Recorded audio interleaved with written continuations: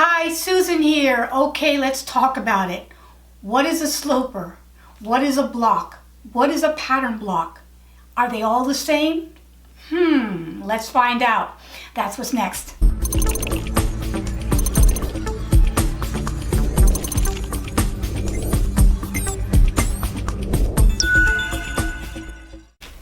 Alright, so let's talk about it. This question has come up so often that it is almost like that pin in the side of my ribs, right?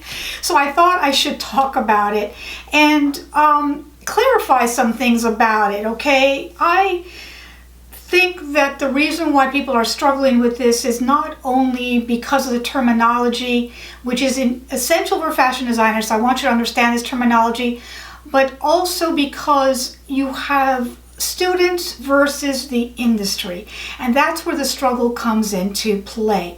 All right, so if you are a student, and most likely most of you are students if you're watching my channel, which by the way teaches everything about fashion design, about the industry itself, with how-tos, demonstrations, and also interviews. So if you're liking what you see, please subscribe and continue on with me and hit that bell notification so you don't miss anything. All right, let's get to the subject. All right, so I actually read an article reviewing this very briefly, that from a person who comes from the same era as I am, but is actually angrier about the subject than I am. So it is not, I can't say that it's a term that that's gonna disappear, because it's still relevant, and that's the word sloper. What is a sloper? Okay, a sloper is a basic shell of the body, of the dress form, of your size that you're going to be working with in your company, whether it is your main size or yourself, without seam allowance. I sell my 5-piece sloper set on my website. It is the basic size 8, which converts to a size 4/6 garment, and it is the essential 5 pieces: the front bodice, the back bodice, the back skirt, the front skirt, and the basic sleeve. Those 5 essential pieces with a tiny bit of ease, no design at all.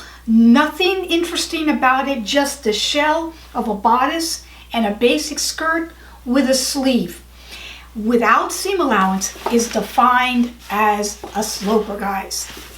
As soon as you take these 5 pieces and you add seam allowance to it, it becomes a pattern. I'll say it again. As soon as you add seam allowance to this block, it then becomes a pattern. So then you hear the word sloper and block. As far as I'm concerned, they are the same thing. But if you say pattern block, pattern means seam allowance. It means it could be either the basic shapes or it could be a design from your company. Let me elaborate further. Let's go further into it. Let me show you that on the flat.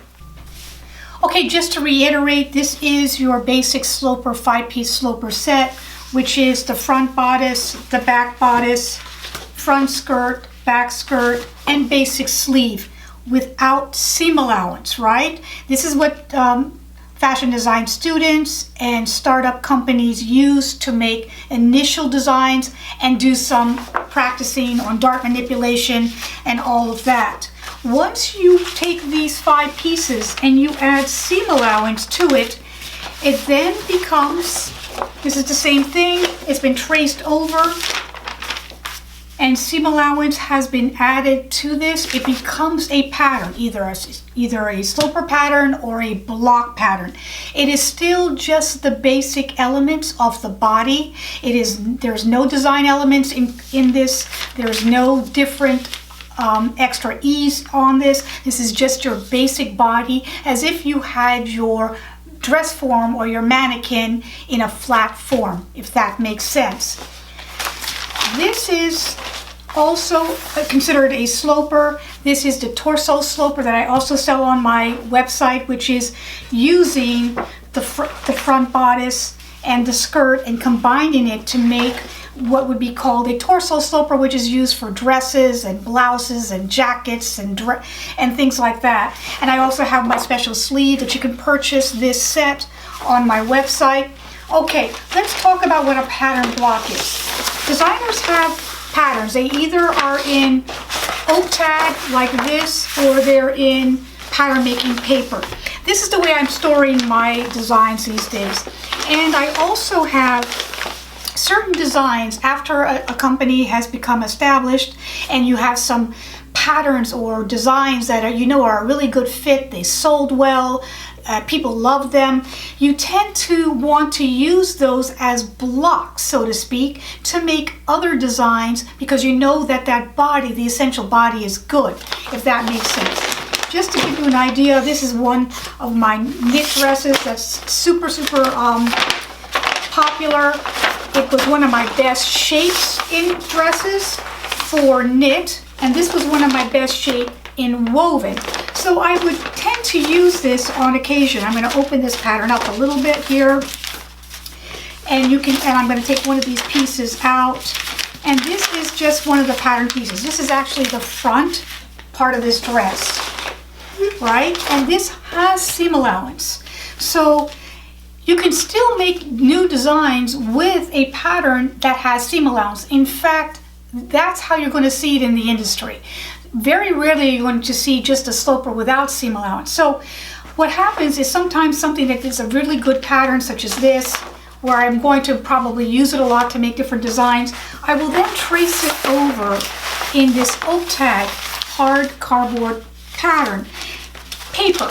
And what's interesting is I won't add the actual design elements like that. I'm just going to keep it plain because I want to use this body as a pattern block. It is now a design. It has essential ease for the actual design, and it has some style lines to it.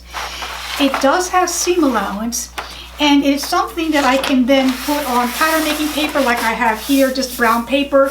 And let's say I wanted to do something unusual to it and maybe make it wider on the hem. I can then use this, put it down,